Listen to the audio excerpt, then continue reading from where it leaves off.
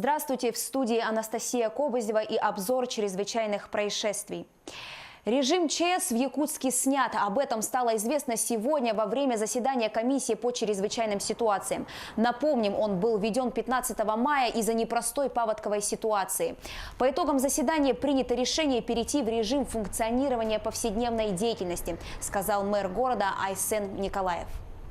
Сейчас мы уже должны будем принимать меры ликвидации тех последствий, которые паводок все-таки городу нанес. Это в первую очередь определение ущерба, нанесенного паводком, восстановление объектов, которые пострадали от паводка, дезинфекция территории, передислокация сил спасателей уже к местам постоянной дислокации в город. Ну, в общем, вот такая уже повседневная работа будет проведена.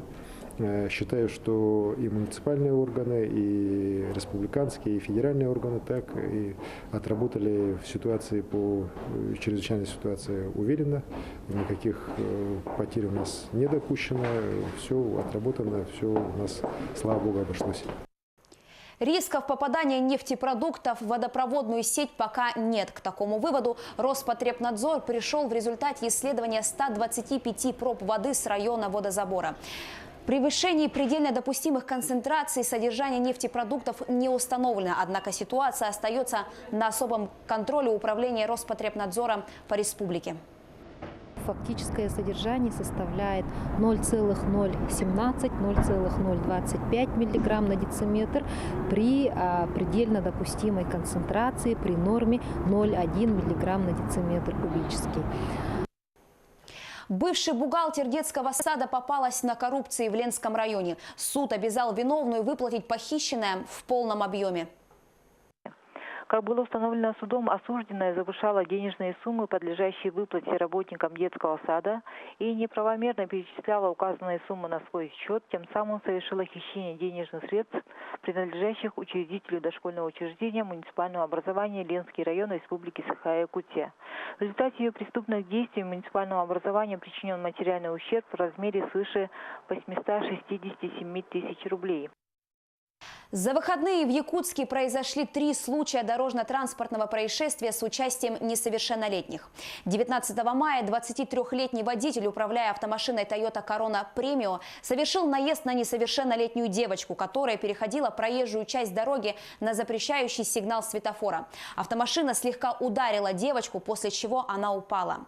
20 мая 20-летний водитель, управляя автомашиной Toyota Vista, не выдержав безопасную дистанцию, совершил столкновение с впереди стоящей на запрещающий сигнал светофора автомашиной, за рулем которого находился водитель 46 лет. В момент ДТП на заднем сидении находился несовершеннолетний пассажир.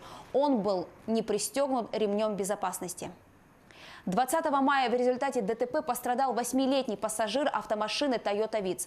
Он получил ушиб головы. Водитель автомашины Toyota Vitz пояснила, что когда она остановилась на красный сигнал светофора, сзади на большой скорости в ее автомобиль врезалась автомашина Toyota Mark II, после чего скрылась с ДТП. В Якутии прикрыли деятельность наркокартеля. В подпольных лабораториях участники группировки изготовляли крупные партии синтетических наркотических средств. Их сбывали на территории 12 субъектов России. Изъято около 4 килограммов синтетических наркотических средств, более 4 килограммов прекурсоров, 200 литров химических реактивов для изготовления наркотиков, 32 единицы лабораторного оборудования, электронные весы, канистры, средства индивидуальной защиты, рассказала Ирина Волк. В Нюрбинской птицефабрике погибло 560 несушек в результате обрушения клеточных батарей. Выяснилось, что происшествие произошло из-за оттаивания грунта. Сейчас решается вопрос о восстановлении производства, а пока работники организации Нюрбы вышли на субботники. В Верхнеколымском районе голодные медведи напали на стадо оленей. Охотникам пришлось пристрелить 2 медведей. В итоге же были убиты 7 оленей. Как рассказала председатель кочевой родовой общины Арал-Ченмай Мария Слепцова, в горах было замечено еще 3 медведя. А за стадом сейчас следят всего 2 оленевода, которые дежурят сутки напролет. Помощь им просто необходима. В Якутске конфликт в ногтевом салоне завершился грабежом. 56-летняя посетительница, поругавшись с хозяйкой салона, сорвала с ее шеи ювелирное украшение и скрылась. Возбуждено уголовное дело по статье «Грабеж». Уголовное дело по 3 преступлениям завели на 28-летнюю жительницу столицы. Имея доступ к базе данных клиентов, она оформила 3 подложных договора займа на общую сумму 33 тысячи рублей. Полученные деньги мошенница оформила как выдачу наличных средств клиентам.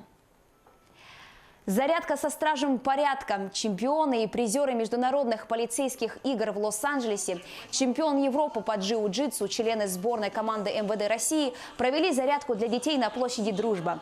В мероприятии приняли активное участие школьники, студенты, а также горожане. На этом у меня все. Берегите себя.